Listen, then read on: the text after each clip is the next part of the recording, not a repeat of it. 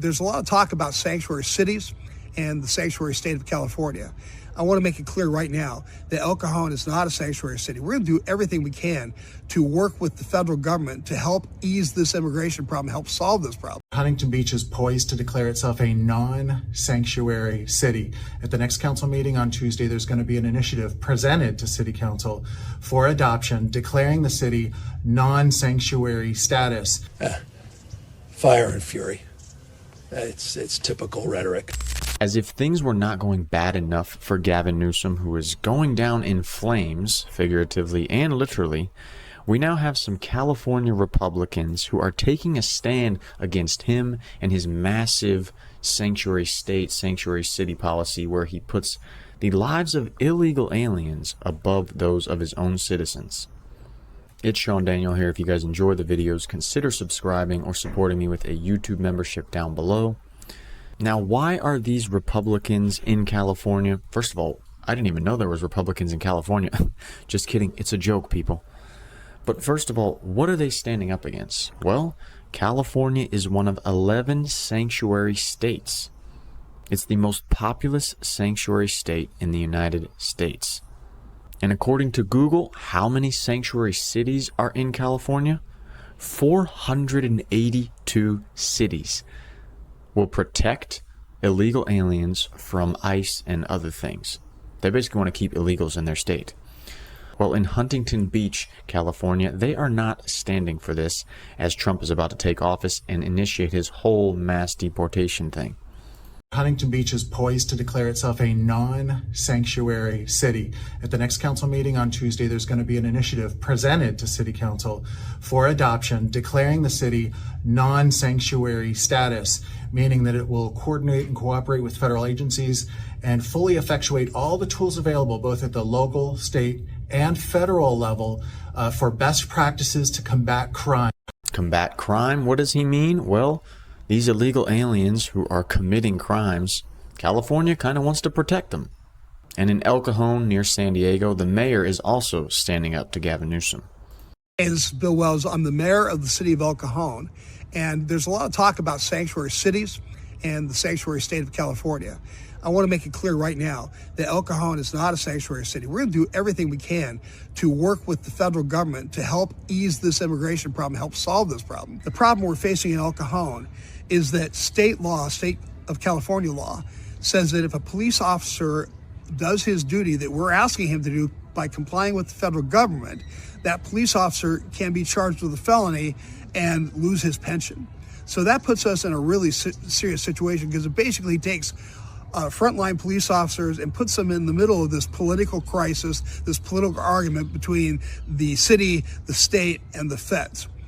I just want you to know we're working on this problem. I'm getting legal opinions. I'm reaching out to organizations to help give us legal assistance in fighting the state of California. I'm going to fight the state of California tooth and nail over this. I want you to know that I am going to do everything I can to make El Cajon part of the solution of this horrible immigration problem and not be used by the state of California to circumvent federal law. Why does he say circumvent federal law? Go against federal law? Well, the leader of California, Governor Gavin Newsom, who's not doing too well with this wildfire crisis in LA, which is affecting so many people on a deep level, it's sad. He wants to basically circumvent federal law. Why? Because Gavin Newsom and California Democrats reached $50 million deal to Trump-proof the state and to circumvent possibly what Trump wants to do with mass deportations. This deal includes $25 million that Newsom had proposed for the State Department of Justice to fight the federal government in court shortly after Trump's re-election in November. Plus, it includes $25 million more proposed by the state Senate leaders to defend immigrants, illegal migrants, against deportation, detention, and wage theft. The $25 million proposed by the Senate would fund grants for legal nonprofits and immigration support centers. They're already preparing themselves to be able to have a legal battle against the federal government, because the federal government wants to utilize ICE to detain not only these illegal migrants, but the ones who have committed crimes that should be out of here, other than the crime of crossing the border illegally. Now, why is Gavin Newsom preparing such a fight? Because he knows Big Daddy Tom Homan is coming. And I'm sending a message for people that said they're going to get in our way. They're going to stop us from doing what we're doing on an interior enforcement operation. I've said it 100 times in the last week. Don't cross that line. It is a felony to knowingly harbor and conceal an illegal alien from immigration authorities. Don't test us. Don't test Tom Homan, because this is what he said to the Denver, Colorado mayor, who was basically saying, screw you, we're going to keep illegal safe. Tom, you heard this mayor out there in Colorado. I want to get your reaction to it. And I want you to be clear about who has jurisdiction, the federal government or state and local governments. And if you're a sanctuary state or city, are you breaking the law? You're absolutely breaking law. All you have to do is look at Arizona versus U.S. You'll see these breaking law. But look, me and the Denver mayor, we agree on one thing. He's willing to go to jail. I'm willing to put him in jail. Because there's a statute. It's Title 8 United States Code 1324 III. And what it says is, it's a felony if you knowingly harbor and conceal an illegal alien from immigration authorities. It's also a felony to impede a federal law enforcement officer. So if we don't want to help, that's fine. He can get the hell out of the way. But we're going to go do the job. President Trump has a mandate for American people. We got to secure this country. We got to save American lives. And I find it shocking that any mayor of a city would say, President Trump's been clear. We want to concentrate on public safety threats and national security threats. I find it hard to believe that any mayor or governor would say they don't want public safety threats removed from their neighborhoods. I mean, I don't know what the hell is going on in Denver, but we're going to go and we're going to fix it. If you don't want to fix it, if you don't want to protect his communities, President Trump and ICE will.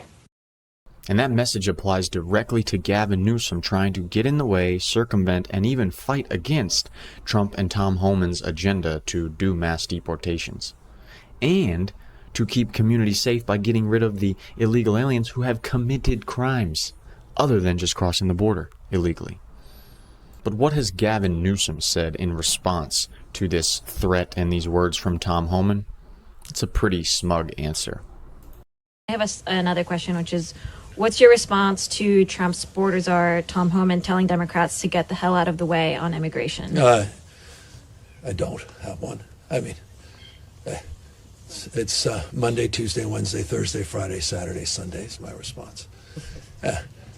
Fire and fury.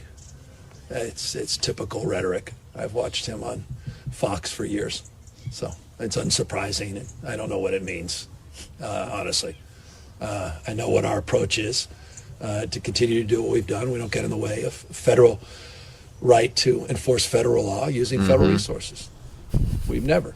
I won't be participating in that. So what he's referring to, I don't know. He's referring to you utilizing sanctuary policies in the state and cities to protect illegal aliens from ICE, from federal agency. Now, despite dismissing Tom Homan and Trump's agenda, what has Gavin Newsom said in defense of his illegal migration love fest? And I didn't even bring up the mass deportation components of it. You know better than I do. When you look at farm workers, the last estimate, roughly half are undocumented. Close to 90% have been in the state for years and years and years. They're not going back and forth. Close to 60% have kids. The impacts of mass deportation on the cost of food in this state, in this nation, are off the charts. This is serious business. And so I just want to highlight that as well. No state more impacted. Construction industry. Nationwide, we estimate 13% of the folks out there are undocumented. We know in states like California, it's significantly higher. The impact to housing costs. This is serious business. So according to him, if it's going to negatively affect California or this country in a financial way, we should just let it go. The fact that these people broke the law and stayed, and some of them disobeyed a court order for removal, which Tom Homan has talked about. That's what Gavin thinks. But do not be dismayed because of sleazy Gavin Newsom and the way he tries to rule California. But instead be excited, not only because there's some Republicans in California who are taking a stand, but also because we have Big Daddy Tom Homan coming into office very soon. And here's what he has said before. to the millions of illegal aliens that Joe Biden's releasing our country in violation of federal law, you better start packing now. And those threats that Tom Homan has said mean business, because we already have illegals self-deporting. Check out the video right here to see what I'm talking about. If you enjoyed this video, consider subscribing. It's Sean Daniel here, and I will see you in the next one.